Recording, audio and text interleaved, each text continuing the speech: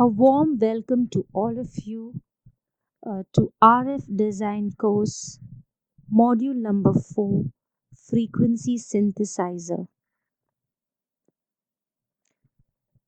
So, this is the syllabus, and the course structure for module number 4 is divided into 3 subparts 4.1, 4.2, and 4.3. I will begin with 4.1, wherein I will tell you the need of a frequency synthesizer, the applications, the methods, which is one of them is the direct frequency synthesis. Then there is frequency synthesizer in the indirect method using the phase lock loop, and we will understand the working of the phase lock loop in particular. Then in submodule 4.2, we will look at the variable modulus dividers, the fractional divider type PLL. The next submodule is pertaining to phase noise. So I will try to deal with 4.1 and 4.2 in this video lecture first, where 4.3 is mainly about derivation. I will take it up in the subsequent video lecture. I have taken a lot of content from Analog Devices Design Conference document of the year 2013. Also, I have referred to the book Modern Communication Circuits by Jack Smith. This is material basically made for the students appearing for the Mumbai University syllabus of electronics and telecommunication engineering.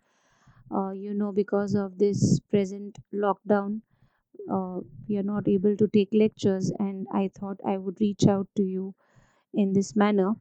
Uh, anyway, I will put up a forum on Moodle to tackle difficulties if you have. So, a frequency synthesizer is a device that generates a large number of precise frequencies from a single reference frequency.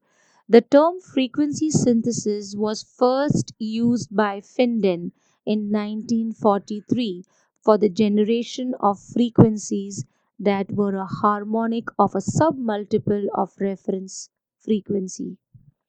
Recent advances in integrated circuit design include the development of inexpensive frequency synthesizers and their subsequent application in most communication receivers. A frequency synthesizer can replace the expensive array of crystal resonators. So, one of the ways of having, why do we need the whole thing about frequency synthesizer is where are we going to put to use these frequency synthesizers? If you look at any device which is a digital device wherein a clock generator is also an integral part of the device, we need very good clock generators where the purest form is the crystal resonators, but since they are expensive arrays, we have to uh, study about various other types of frequency synthesizers. A single crystal oscillator provides a reference frequency, and the frequency synthesizer will generate the other frequencies. So, the baseline is that there is only one single crystal oscillator, and the rest of it, which is generated by frequency synthesizers, is done because it is relatively inexpensive and they can be easily controlled by digital circuitry.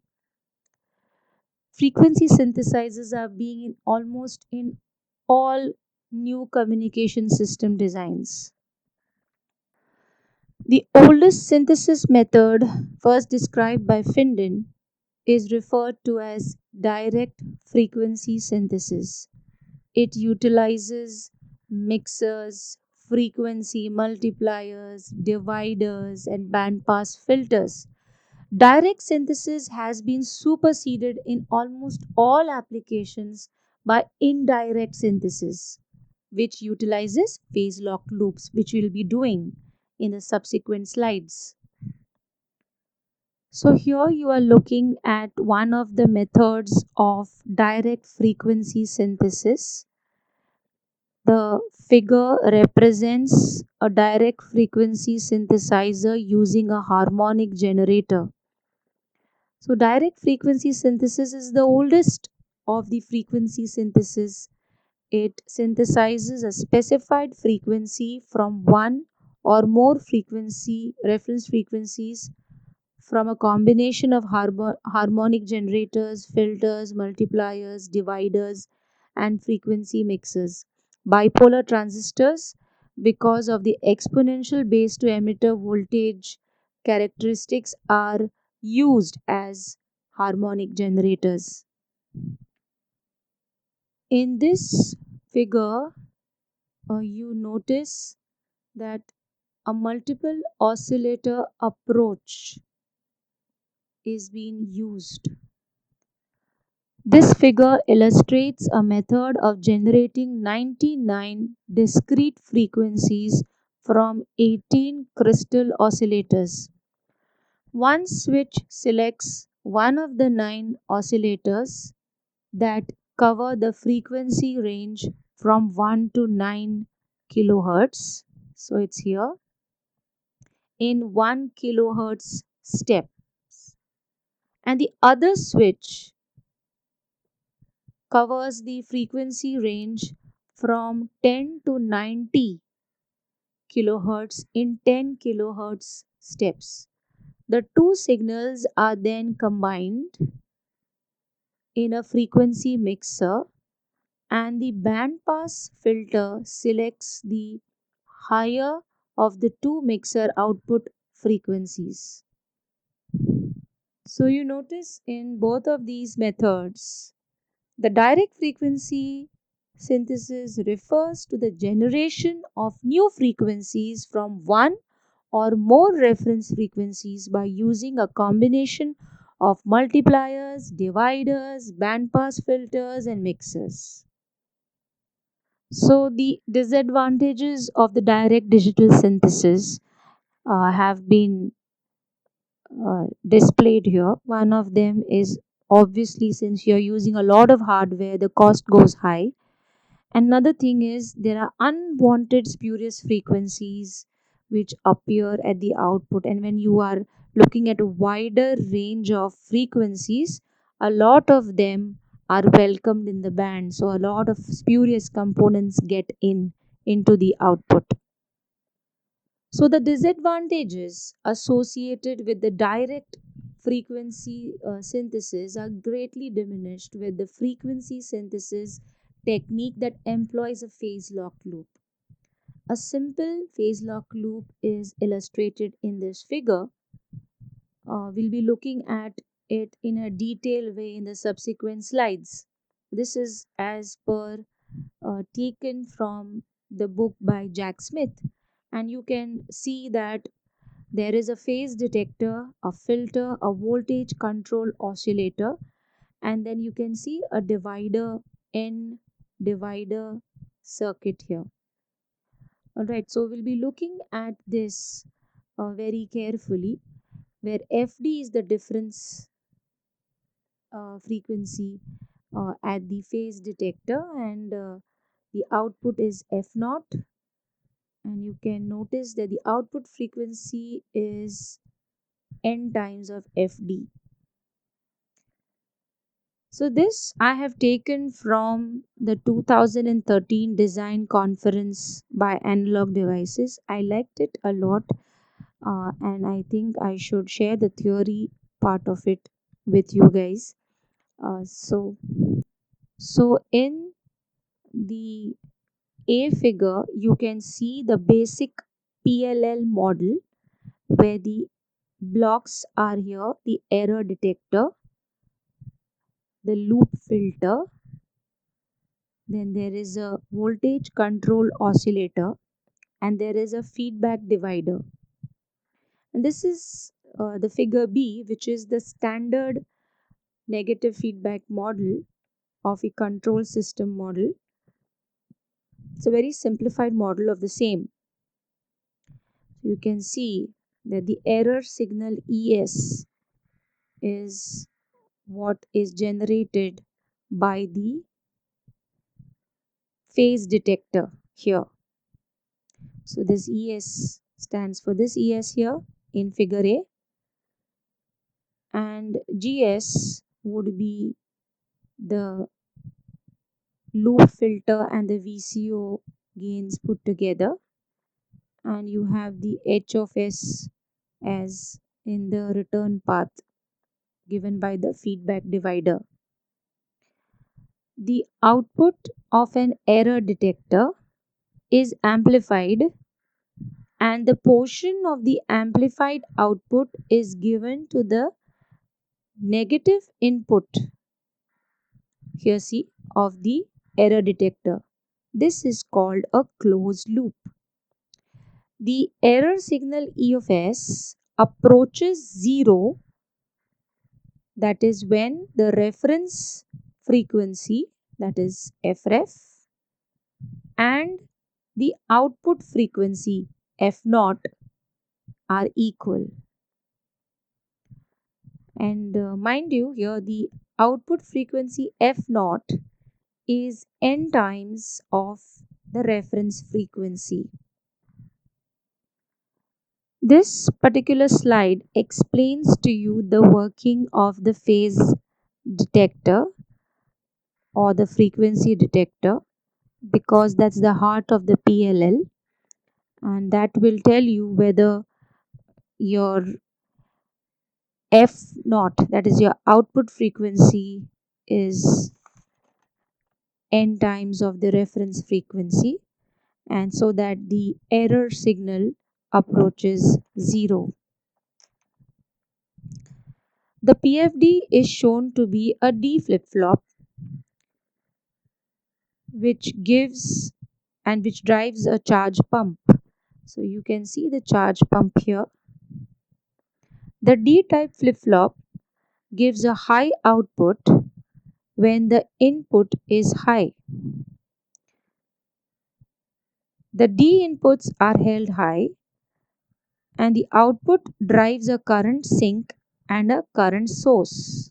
There is a current sink and a current source. So if plus in is high, then a current source V plus is turned on and CP out is plus 1. And if minus in is high, then the current sink is turned on and the CP out is drained to 0.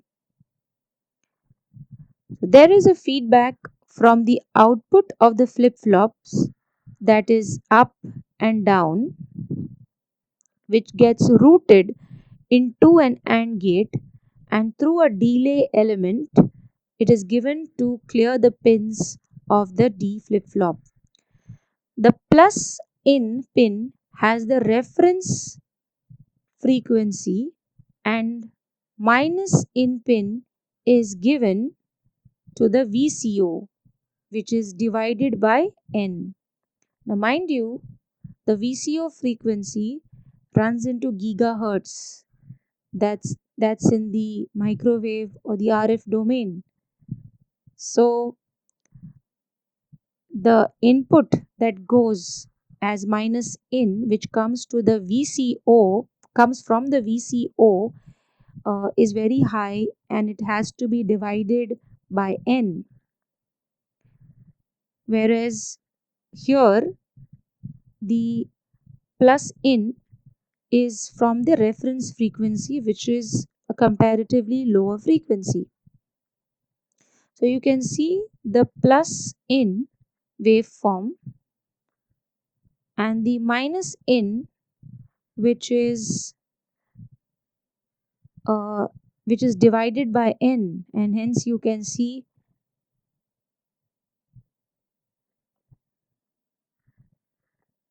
So you can see in the first diagram, in diagram A, the first condition, there is no relation between F out and F ref. So you can see that there is no relation, that's the output frequency. There is no relation between this frequency and the reference frequency, which is at plus in. And at the first rising edge of plus in, at the first rising edge of plus in, the output of Q1 goes high, which will in turn keep current source high, and Cp out will be also high. It will remain high till minus in goes high, and that takes quite a while. If you see here, this has gone high, this has resulted in Cp out being high, and this will remain high, the output will remain high till minus in goes high. So when minus in goes high, this Cp out will be 0. So once it goes high, once minus in goes high, Cp out goes low. Since plus in has a higher frequency, it immediately has a rising edge. You notice it goes high immediately, and Cp out goes high again. Okay, so it had gone low because for some time till again plus in saw a rising edge, and hence the Cp out has gone high again. So you notice that the Cp out here has absolutely no relation with the reference frequency. Okay, so now if we go further, and so the current is now after the PFD, you know, it is that current is injected into the loop filter. So you can see here after the PFD, you will find that there is a loop filter here. So this current is injected into the loop filter, uh, and much more than it is taken out, and this has an effect of increasing the voltage of the VCO, because this Cp out voltage, the voltage waveform, gets to the loop filter, which then drives the VCO. So this is a voltage control oscillator, and because it sees a voltage, a high voltage appearing, then what happens is it increases the frequency of the VCO. So we are driving the VCO in the direction in which we want to take it. Eventually, we will come to a situation where the frequency at plus in approaches the frequency at minus in, as shown in B. So you notice, so what did we understand? This is the reference frequency that is given at plus in. This is the minus in. This is the VCO frequency, which is actually not directly given, but it is divided by n and given to the PFD. And you notice that since it is divided by n, it is shown to be a much lower frequency.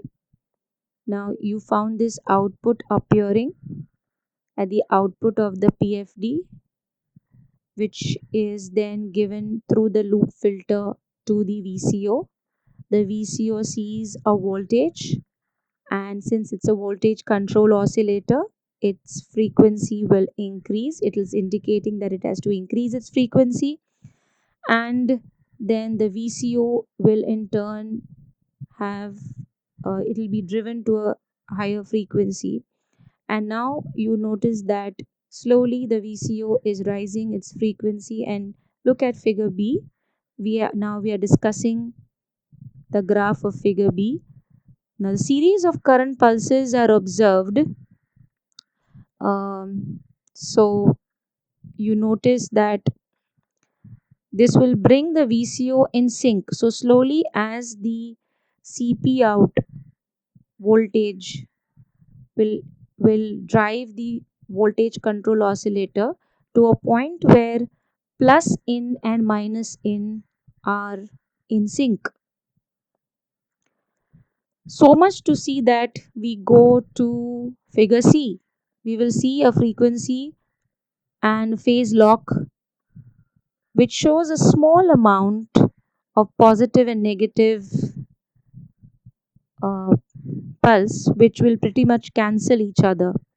But the fact that they are there causes a dead zone since the pulse current injected into the loop. So this is kind of a dead zone. The situation wherein you were locked but drifted away. So a delay element introduces a delay which is equal to the pulse width of the current pulses, which is called anti-backlash pulse width. So this delay element takes care of this dead zone.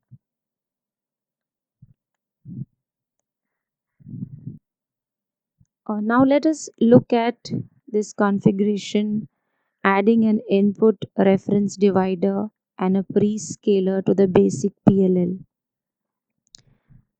The critical element of the PLL is the phase detector. So we can use a reference divider to go between FREF, that is the reference frequency, and the input to the PFD. So the input to the PFD is being marked as F1. So when I say F1, it will mean that I'm talking about the input to the PFD, that is the phase detector. Adding the reference divider gives us more flexibility. Now I'll prove it to you. Adding this reference divider will give us more flexibility in our PLL. It allows us to use a wider range of reference frequencies because the frequency to the phase detector F1 will be limited. That is, now you notice that we are looking at this phase detector to be the heart of the PLL. As long as there is an error signal, this correction will take place in this loop. So it will keep on correcting as long as the error signal goes down to 0. So this phase detector is very important. Now the limitation is that this phase detector has a limit. They are flip-flops, as you have seen in the earlier slide. They have a limit of operation. They may go up to 2 megahertz right up to 20 megahertz. And we are looking at frequency synthesizers wherein we look at frequencies being generated in gigahertz. So the output, okay, here the error signal will have spurious components if we go higher and higher with frequencies. And since you notice this reference frequency will need to be tuned accordingly depending upon our synthesizer requirement. Now this limitation kept in mind, you will understand that we need to do something about the frequency constraint of the PFD. Hence, the signal that is fed, the FREF, anyway, one of them which comes from the VCO is already divided by N. But this reference frequency can be also divided by R. So, having understood this, so PLL with high PFD frequencies are available, but even those have to be conditioned. Hence, having a reference divider is very important. So, what do we have here? The output F out is going to be the reference frequency into N divided by R. So, this has to be kept in mind. Now, in figure B, you notice that there is an additional element. What do you notice is a prescaler. So it's another common element that is added to the PLL.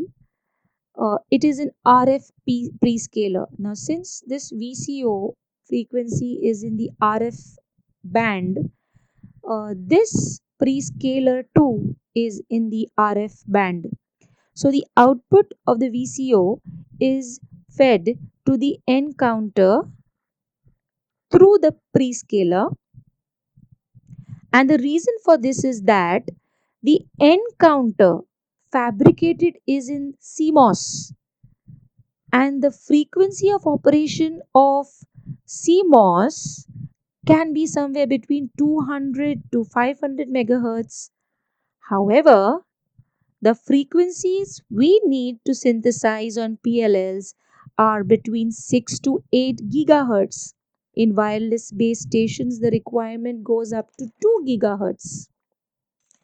So, in order to synthesize these, we need a bipolar counter at the front end, giving a fixed divide.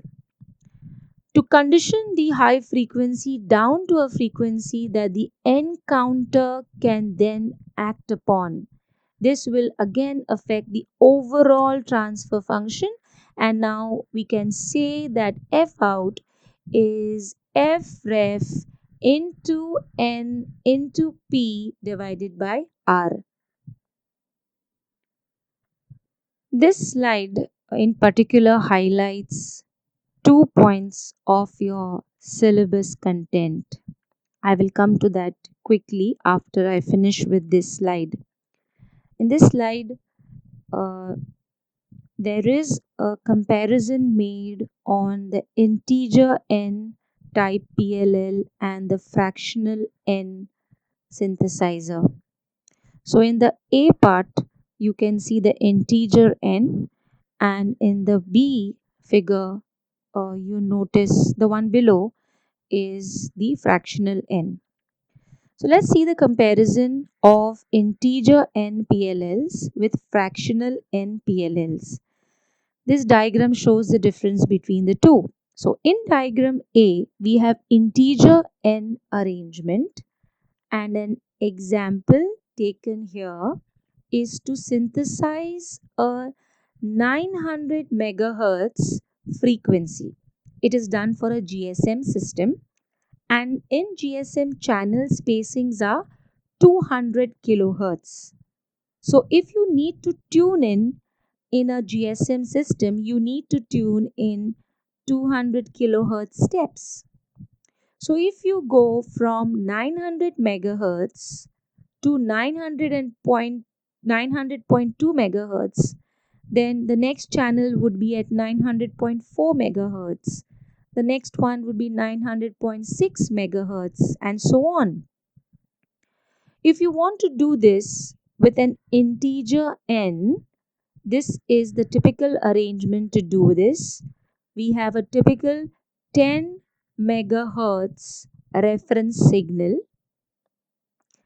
A R divider is used to divide it by 50 to give us 200 kilohertz, that's 0.2 megahertz, as the F1, which is the input to the PFD. And then we use an N counter, a program which is programmed to 4501. This will give us an output frequency of 900.2. So since you know the output frequency is f ref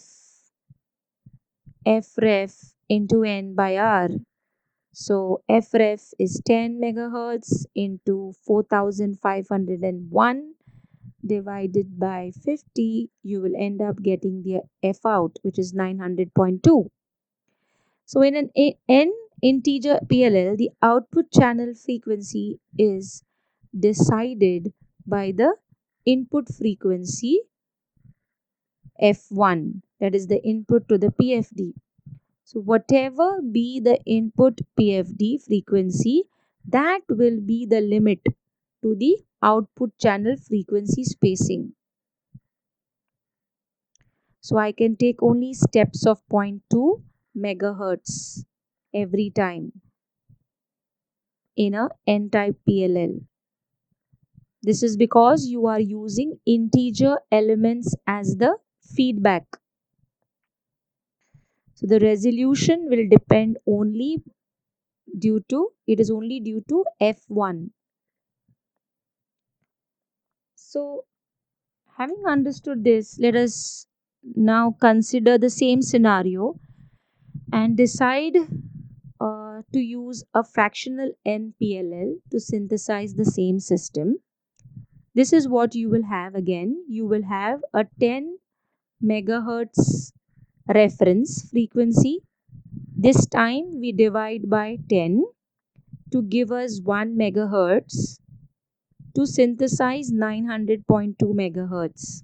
We use an integer part and fractional part. So there's not just an integer, but you have an integer part and a fractional part, and the integer part will be 900 and the fractional part would be 1 over 5.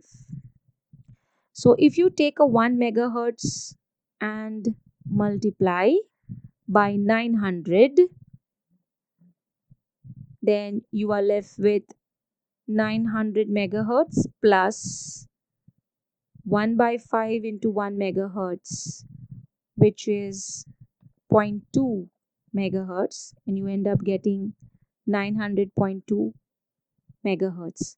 So if I want to move to the next channel, I will choose the n fraction to be 2 and it will increment my channels.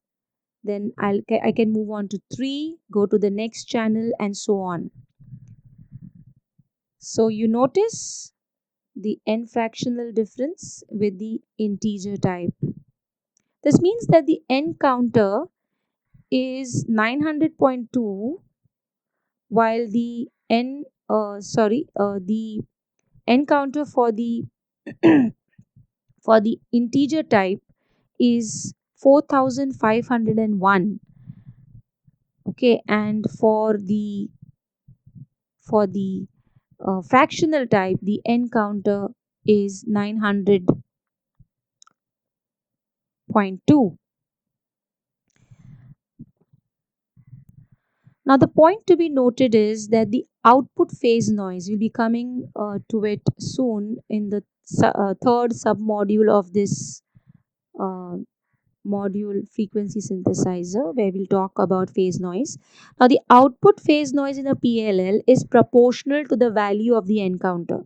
So if you notice here, this is the n counter 4501, the n counter here is 900.2. The phase noise depends upon the n counter value and it relates to it in the form of 20 log of n. That's the relationship, 20 log n relationship. So if you notice that the n counter 4501 will result in a higher phase noise in comparison to the the fractional N PLL, where the n counter is just 900.2. So you can see that the phase noise is considerably reduced. So higher the value of n counter, more is the phase noise.